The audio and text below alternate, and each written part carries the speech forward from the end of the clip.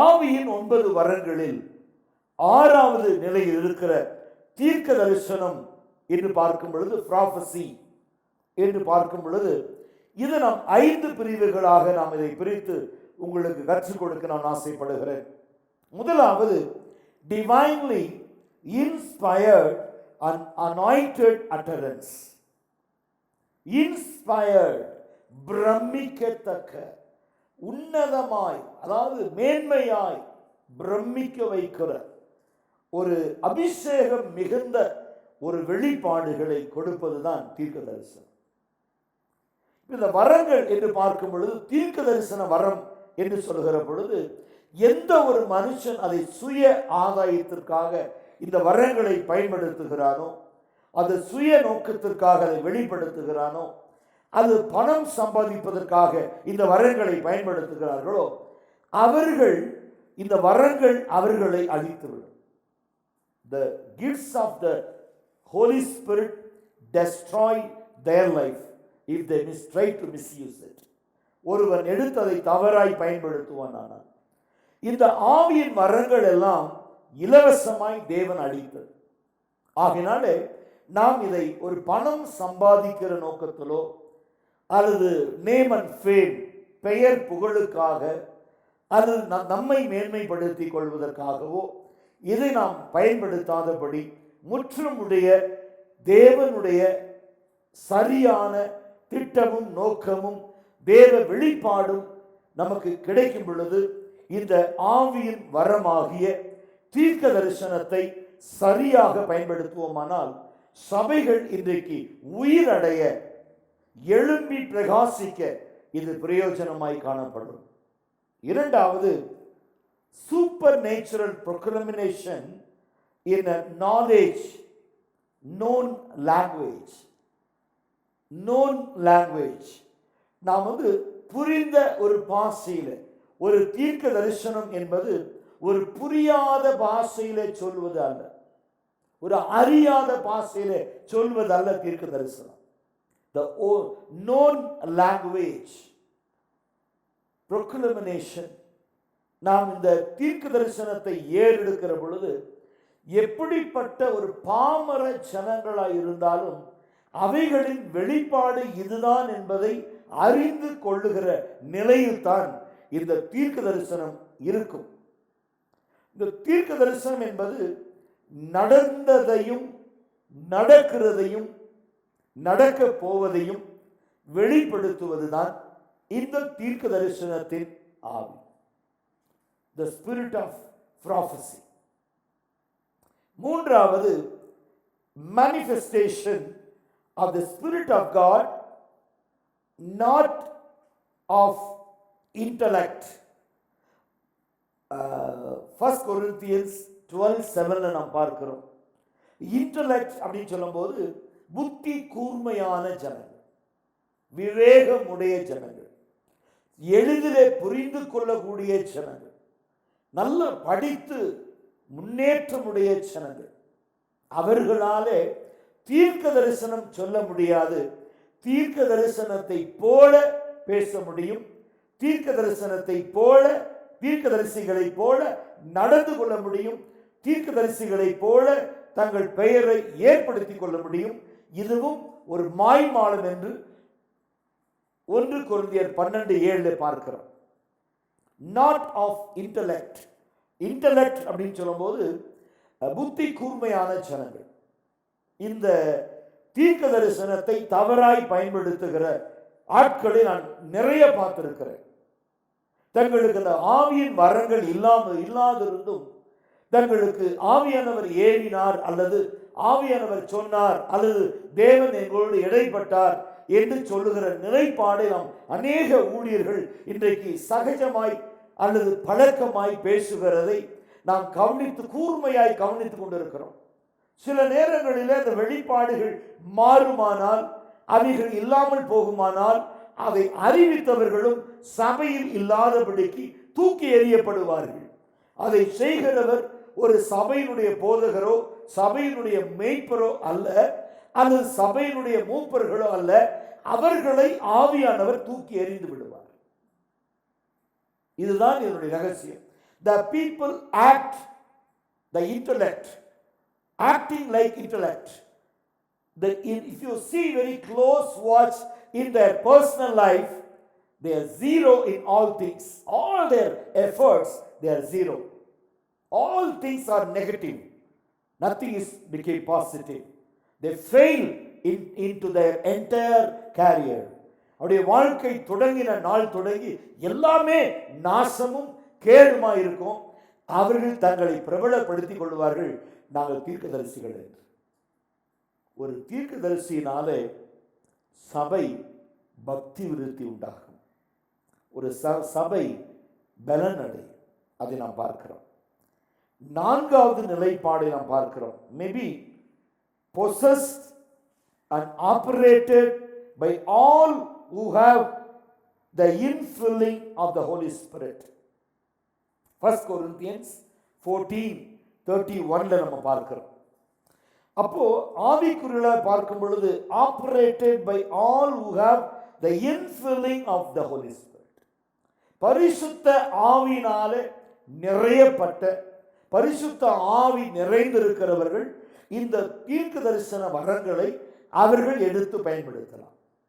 இப்போ தீர்க்க தரிசனத்தின் ஆவி என்று சொல்கிற பொழுது infilling of Holy Spirit, பரிசுத்த ஆவியின் நிறைவு ஒரு மனிதனுக்குள் இருக்குமானால் அவனுடைய செயல்பாடுகளை நாம் வேறுபடுத்தி வித்தியாசப்படுத்தி நாம் பார்க்க முடியாது. infilling என்று சொல்கிற பொழுது அவன் சில நேரங்களில் மாத்திரம் தீர்க்க தரிசனமும் மற்ற நேரங்கள் எல்லாம் சுய பிரயோஜனமான தங்களுடைய காரியத்தை பார்க்க முடியாது. என்னைக்கு பரிசுத்த ஆவியானவர் ஒரு மனிதனை ஆளுகை செய்கிறாரோ அந்த நிமிஷம் தொடங்கி the man not belongs to his own but belongs to God. Praise the Lord.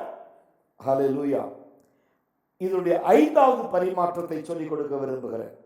Intellect, faith and will are operate in this gift, but its exercise is not intellectually based. It is calling forth words from the Spirit of God.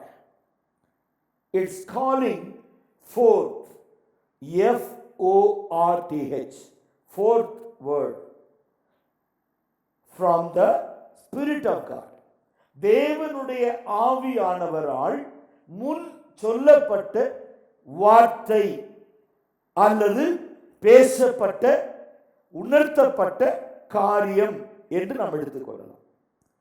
ஏழாவது நிலைப்பாடு, 9 வரங்களிலே ஏழாவதை நாம் பார்க்க நினைக்கிற காரியம் discerning of spirit, ஆவிகளை பகுத்தறிவது.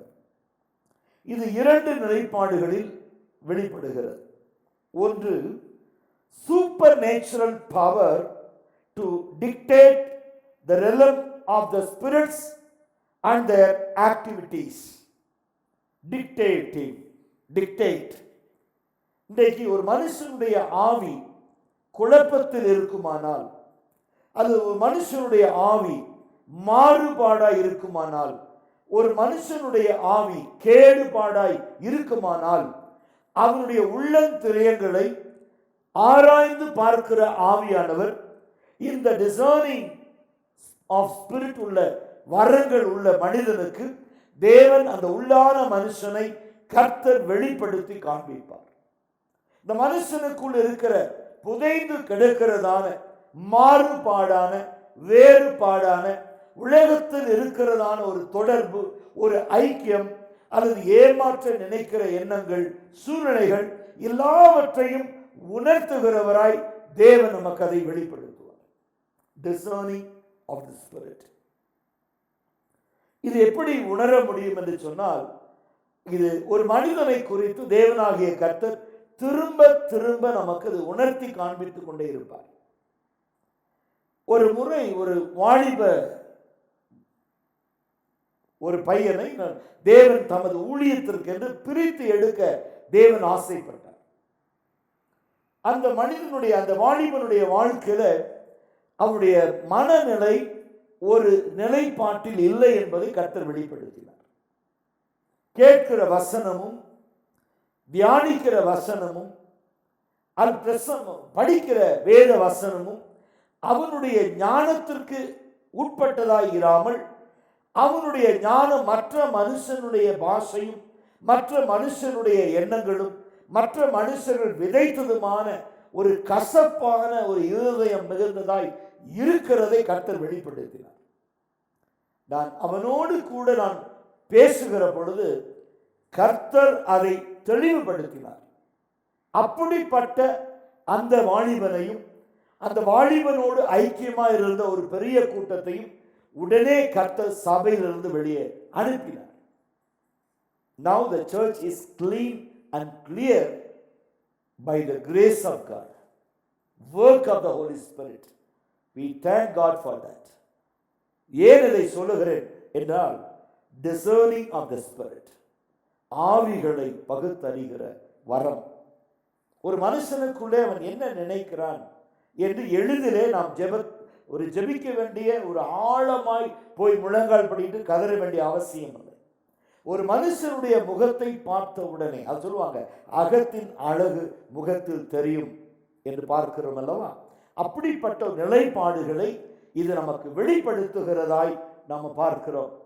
அப்போ இதனுடைய இரண்டாவது பகுதி நாம் பார்க்கிறோம், impulse, the power of spiritual insight, supernatural revelation of plans and purposes of the enemy and his forces. சத்துருவின் ஆலோசனையும் சத்ருவால் அனுப்பப்படுகிற ஒரு பெரிய சேனைகளையும் அல்லது அவனுடைய திட்டங்களையும் அவனுடைய நோக்கங்களையும் புரிந்து கொள்வதற்குத்தான் தேவனாகிய கர்த்தர் ஒரு தேவ மனிதர்களுக்கு இந்த ஆவியை புரிந்து கொள்ளுகிற, அறிந்து கொள்ளுகிற அல்லது வகை அறுக்கிற இந்த வரத்தை தேவன் கொடுக்கிறார். என்றைக்கு இந்த ஆவியின் வரங்கள் என்று சொல்லுகிற பொழுதெல்லாம் இந்த 9 வரங்களும் எப்படி செயல்படுகிறது, ஒரு மனுஷனுக்குள்ளே, தனிப்பட்ட மனுஷனுக்குள்ளே இந்த 9 வரங்கள் செயல்படுமா என்று பார்க்கிற பொழுது 9 வரங்களும் ஒன்றாய் செயல்படாமல் தனித்தனியே செயல்படுகிறதா இருக்கிறது. அது எப்பொழுது இந்த வரங்கள் நமக்கு அவசியப்படுகிறதோ, எந்த வரங்கள் அவசியப்படுகிறதோ அந்த வரங்களை நிரப்பப்பட்டிருக்கிற, நம்மை நிரம்பி நமக்குள் வாசமாய் இருக்கிற ஆவியானவர் அந்த வரங்களை நமக்கு பகிர்ந்து கொடுக்கிறார், அல்லது அந்த சூழ்நிலைகளிலே அந்த வரங்களை நமக்குள் அனுப்புகிறார். அது கிரியை நடப்பித்த பின்பு அது ஆவியானவர் அதை ஆட்கொள்ளுகிறார், அதை தன்வசமாய் வைத்துக் கொள்ளுகிறார். ஒரு மனிதனை நம்பி இந்த வரங்களை தேவன் கொடுப்பதில்லை. காரணம், அவன் அதை தவறாய் பயன்படுத்தி விடுவானோ என்கிற நிலைப்பாடுகளில் ஆவியானவர் யாருக்குள் இருக்கிறாரோ அவர்களுக்குள்ளே இந்த வரங்கள் செயல்படுகிறது நாம் பொதுவாக பார்க்கலாம். நாம் இந்த டிசர்னிங் ஆஃப் ஸ்பிரிட் என்று நாம் பார்க்கிற பொழுது இயேசு கிறிஸ்து இந்த ஆவியை பகுத்தறிகிறத வரங்களை எப்பொழுது பயன்படுத்தினார், எங்கே பயன்படுத்தினார் என்று பார்க்கிற பொழுது, ஒரு சமாரிய ஸ்திரீ இயேசுவை காண அவள் தண்ணீர் மொண்டு கொள்ள வருகிறாள். இயேசு தண்ணீர் தா என்று கேட்கிற பொழுது அந்த சம்பாஷணையில அவளுடைய இருதயத்தை அறிகிறவர், அவளுடைய ஆவியை பகுத்தறிகிறவர். அதை வெளிப்படுத்தும் பொழுது அவருக்குள் ஒரு பிரமிக்கத்தக்க, ஒரு ஆச்சரியப்படத்தக்க ஒரு வெளிப்பாட்டை இயேசு கிறிஸ்து வெளிப்படுத்துகிறார். இன்றைக்கு நாம் பல நேரங்களில் இப்படிப்பட்ட வெளிப்பாடுகளை கொடுக்கிற பொழுதுதான் சபையினுடைய பலன் அல்லது சபையினுடைய திட்டம், தேவன் வைத்திருக்கிற கடைசி கால அழைப்பை நாம் உணர முடியும், அறிய முடியும். இந்த ஆவியின் 9 வரங்களில் 8வது நிலையில் இருக்கிற டிஃபரண்ட் கைண்ட்ஸ் ஆஃப் டங்ஸ், அந்நிய பாஷை அல்லது நவமான பாஷை என்று பார்க்கிறோம். பல பாஷை என்று சொல்லுகிறோம், பல விதமான பாஷைகளை பேசுதல் அப்படின்னு பார்க்கிறோம். இதை நாம் இரண்டு பிரிவாக நான் பிரித்து உங்களுக்கு கற்றுக் கொடுக்க ஆசைப்படுகிறேன். This also a supernatural utterance in language not known to the speaker. These languages may be existent in the world, revived from some past culture, or unknown in the sense that they are a means of communication inspired by the Holy Spirit. இதை நாம் அப்போஸ்தலர் 2ஆம் அதிகாரத்திலே பார்க்கிறோம். ஆவியின் வரங்களில் ஒரு அந்நிய பாஷை பேசுகிற ஒரு வரம் இறங்குகிற பொழுது பிரிந்திருக்கிற அக்கினிமயமான நாவுகளை போன்ற நாவுகள் வானத்திலிருந்து இறங்கி அவர்கள் மேல் அமர்ந்தது. அவர்கள் தங்களுக்கு ஏவின, தங்களுக்கு தான் சொல்லப்பட்ட உணர்த்தப்பட்டபடி தங்கள் ஜென்ம பாஷைகளை பேசினார்கள் என்று பார்க்கிறோம். அவர்கள் பேசுகிற பாஷை இவர்கள் மேலறையில் பேசுகிறார்கள். அந்த பட்டணத்திலே கூடி வந்திருக்கிற வேறு மாற்று தேசத்து ஜனங்கள் இதை கேட்கிற பொழுது இவர்கள் எல்லாரும் பேசுகிற பாஷை அவர்கள் அறியாததும் தெரியாததும் உணராததுமான வேறு வேறு பாஷைகள் அவர்கள் பேசுகிறார்களே என்று பிரமித்தார்கள் என்று பார்க்கிறோம். ஆவியானுடைய வரங்களை நாம் அங்கு பார்க்கிறோம். இதை நாம் மார்க் 16:17 பார்க்கிறோம். அப்போஸ்தலர் 2:4 பார்க்கிறோம். 1 கொரிந்தியர் 12:10 பார்க்கிறோம். ஏசாயா 28:11 பார்க்கிறோம். Isaiah 28:11, mark 16:17, Acts chapter 2:4. Also many references are there. இந்த பாஷைகளை பேசுவதற்கு அநேக வேத உதாரணங்கள் இருக்கிறது. ஆனால் நாம் இவைகளை நிதானித்து பார்க்கிற பொழுது இரண்டாவது பார்க்கிறோம், serve as an evidence and sign of indwelling and working of the Holy Spirit. பரிசுத்த ஆவியானவர் நமக்குள் வந்து விட்டார், அல்லது ஒரு மனிதனை நிரப்பிவிட்டார், அல்லது ஒரு மனிதனை ஆளுகை செய்கிறார் என்கிறதான ஒரு நிலை வருகிற பொழுது, ஒரு சூழ்நிலை வருகிற பொழுது நமக்குள் இருக்கிறவர் ஆவியானவர் தான் பேசுகிறாரா அல்லது மாம்சமாய் இவர்கள் பேசுகிறார்களா என்கிறதை நாம் எளிதில் அறிந்து கொள்ள முடியும். காரணம், ஆவியானவர் பேசுகிற பாஷை அல்லது ஒரு மனிதன் தான் பேசுகிற பாஷை ஒரு ஸ்டேட்டுக்கு இன்னொரு state language differs. One state to other state language differs. If I learn and speak, that is language, not a tongue.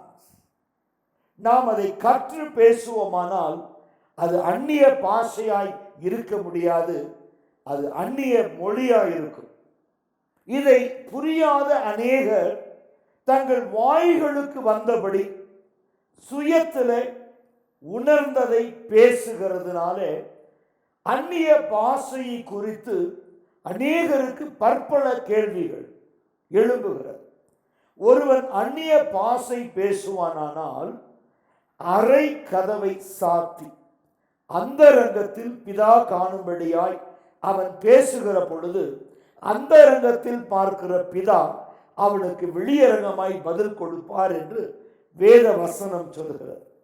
ஆகினால் இன்றைக்கு நாம் ஒரு அந்நிய பாஷை பேசுகிறோம், அர்த்தம் தெரியாமல் பேசுகிறோம் என்று சொன்னால் ஒரு வெண்கலத்திலே ஓசை எழுப்புவதை போல இருக்கும். அது அர்த்தம் இல்லாததா இருக்கும், meaningless. Without meaning, the word called empty. அது வெறுமையானதா இருக்கும். அது யாருக்கும் பிரயோஜனப்படாது. ஆகினாலே நீங்கள் அந்நிய பாஷை பேசுகிற பொழுது அடுத்து வருகிற 9வது இடத்தில் இருக்கிற இன்டர்பிரேஷன் ஆஃப் டங்ஸ் என்கிறதான அந்த பாஷையை வியாக்கியானம் பண்ணுகிற ஒரு வரங்களும் தேவைப்படுகிறது. ஒரு சபையிலே அந்நிய பாஷையை வியாக்கியானம் பண்ணுகிற ஒருவன், அதாவது இன்டர்பிரேட் பண்ணுகிற ஒருவன் இருப்பார்கள். ஆனால் அல்லது ஒருவர் அந்த ஆவியின் வரங்களை உடையவராய் அந்த சபையில இருப்பாரானால் அந்த சபையிலே அந்நிய பாஷை நாம் பேசலாம். அல்லது அந்த போதகருக்கு தெரிந்தால் அந்த சபையிலே அந்நிய பாஷை பேசலாம். இதை ஒரு போதகர் விசுவாசிகளை பார்த்து நீங்க அந்நிய பாஷை பேசுங்க அப்படின்னா விசுவாசிகளால் பேச முடியாது. நீங்கள் ஆவியில நிரம்புங்கள் என்று சொல்கிற பொழுது, ஆவியில நிரப்பப்படும் பொழுது ஒரு விசுவாசியானவன் தனக்குள் ஆவியானவர் வந்துவிட்டார் என்கிற ஒரு வார்த்தையை ஒரு நிலைப்பாட்டை வெளிப்படுத்தும் பொழுது அவனை அறியாமல் அவனுக்குள்ளிருந்து வெளிவருகிறதான அந்த பாஷையை தான் நாம் அந்நிய பாஷை என்று சொல்கிறோம். அதற்கு சரியான அர்த்தம் உண்டு. அதை விளக்கி சொல்லுகிறவன் இருக்கும் பொழுதுதான் அந்த அந்நிய பாஷை கனம் பெறுகிறது, விளையேற பெற்றதா இருக்கிறது. அது ஆவியானவருடையது என்று நாம் அடையாளம் கண்டுபிடிக்க ஏதுவாய் இருக்கும். இப்பொழுது 9வது நிலையில் இருக்கிற வரங்களில் 9வது வரம் பார்க்கிற பொழுது இன்டர்பிரேஷன் ஆஃப் டங்ஸ். இன்டர்பிரேஷன் இதை நாம் 4 நிலைப்பாடுகளில் நான் உங்களுக்கு கற்றுக் கொடுக்க ஆசைப்படுகிறேன். Supernatural power to reveal the meaning of tongues. இது இயற்கைக்கு அப்பாற்பட்ட ஒரு சக்தியுடைய ஒரு மனுஷன் அந்த அவனுடைய பேசுகிற பாஷையை வெளிப்படுத்துவர், அந்த அர்த்தத்தை சொல்லுவர். Meaning of tongues. இப்போ ஒரு இடத்துக்கு நாம் போகிறோம், அந்த இடத்தினுடைய பாஷை நமக்கு தெரியாது. அப்ப நம்ம டிரான்ஸ்லேட்டர் வரார். இப்போ நான் பேசுகிறதை அவர் டிரான்ஸ்லேட் பண்ணி அவர்கள் புரிந்து கொள்ளும்படி சொல்லுகிறார். பிரசங்கம் எங்கு போய் சேர வேண்டும் அங்க சேருகிறார். அப்ப இங்க பார்க்கிறோம் supernatural power to reveal the meaning of tongues. 2வது நிலைப்பாடு functions not as an operation of the mind of man but as the mind of the spirit. ஒரு மனுஷனுடைய அல்லது ஒரு மனுஷனுடைய மனதை அல்ல, ஒரு மனுஷனுக்குள் இருக்கிறதான ஆவியை அறிவது. Mind of the spirit, not the mind of man. Not mind of man. ஒரு மனுஷனுடைய மனதில் இருக்கிறது அல்ல, ஒரு மனதில் இருக்கிற ஆவியானவரை வெளிப்படுத்துவதுதான் இந்த இன்டர்பிரேஷன் ஆஃப் டங்ஸ். 3வது நிலைப்பாடு நாம் பார்க்கிறோம். does not serve as a translation but rather is declaration of meaning.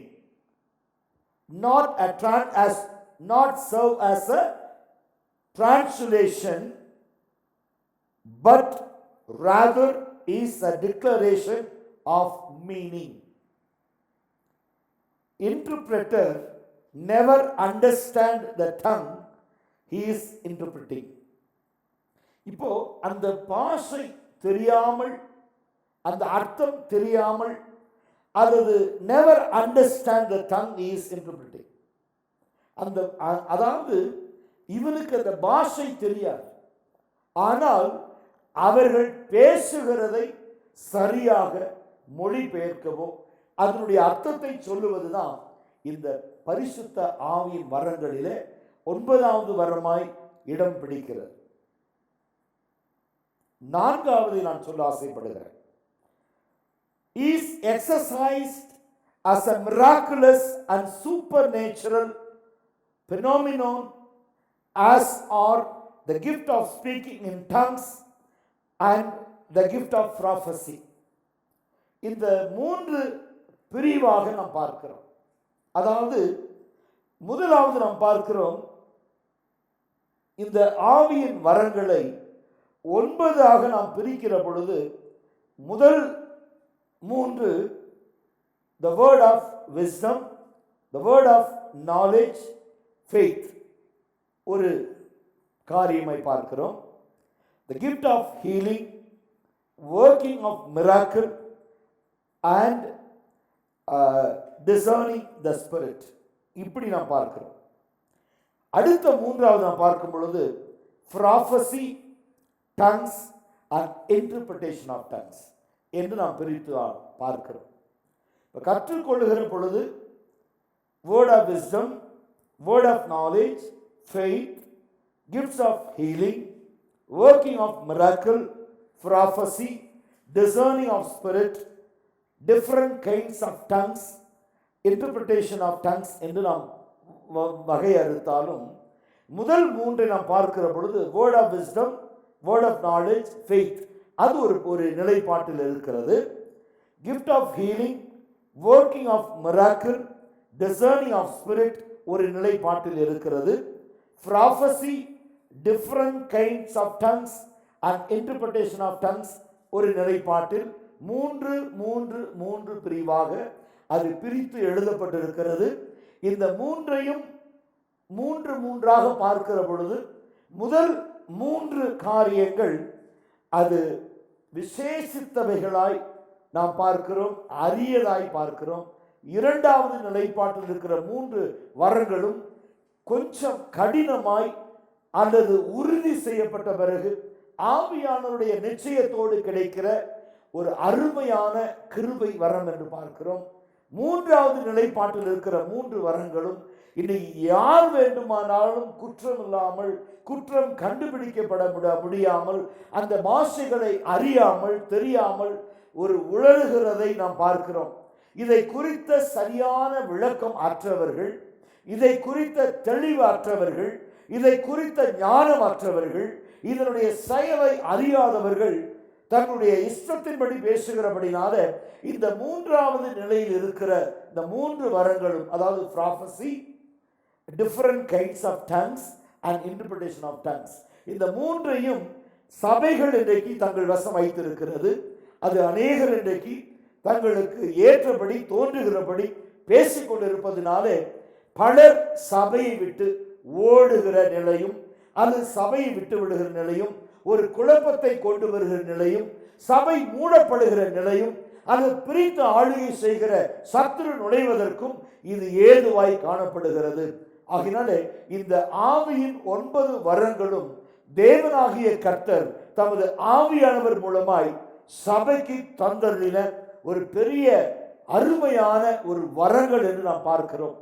இந்த வரங்களை நீங்கள் தொடர்ந்து உங்கள் வாழ்க்கையில செயல்படுத்துவீர்களானால், ஜெபத்திலே தரித்திருப்பீர்களானால், தேவன் உங்களை ஆசீர்வதித்து மேன்மையும் மகா பெரிய கிருபையும் சிலாக்கியத்தையும் அந்த பூரண பலத்தையும் சம்பூர்ண ஆசீர்வாதத்தையும் தேவனாகிய கர்த்தர் உங்களுக்கு தந்து உங்களை ஆசீர்வதித்து பலப்படுத்த தேவன் போதுமானவர். Praise the Lord. God bless you.